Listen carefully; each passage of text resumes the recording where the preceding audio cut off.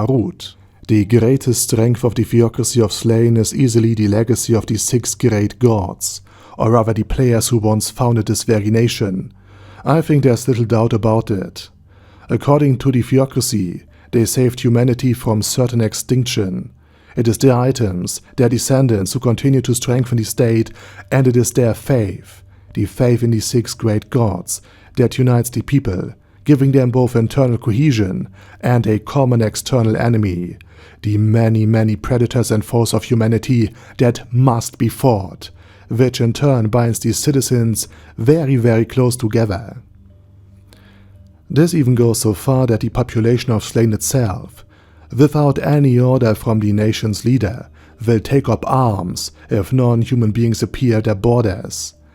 And while this isn't necessarily useful if their neighbor would be, let's say, the Arkland Council State, it does mean that Slane's citizens are, in effect, capable of defending themselves very proactively. The excellent leadership of the Theocracy is also the result of the unity through fate. The cardinals and the state leaders receive no pay.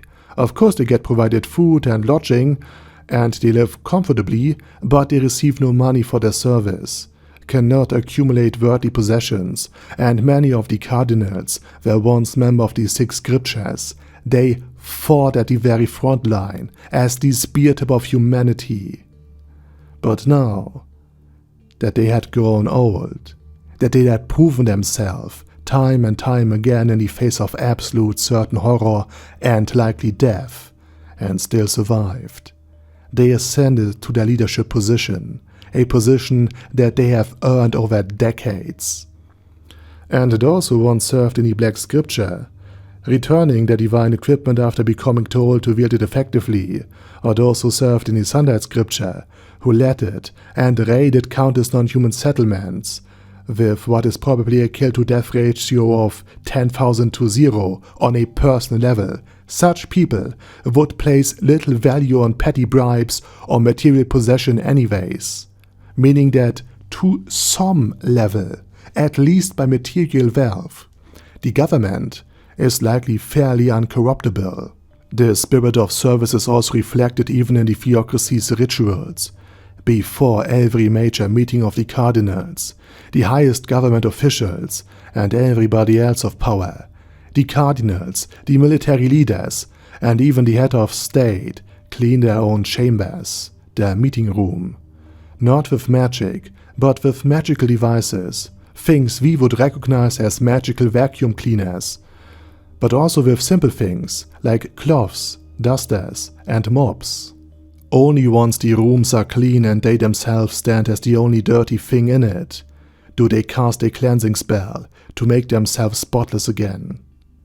So again, it's a ritual of servitude, of submissiveness to a greater goal, that of defending and expanding humanity. But it goes even further.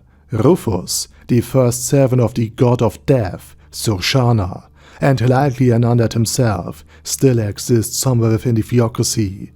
Even if he's only an elder or a knight lich, he could provide the Theocracy with advantages similar to those of Fluda Paradane, but on a much greater scale. And of course, they are the Godkin, super soldiers capable of defeating entire armies on their own, and fighting horrors that would have given Fluda Paradane at least a very tough time, by the dozens. Thus for Slane, it is unmistakably the heritage of the 6 players who founded the nation that is their greatest asset.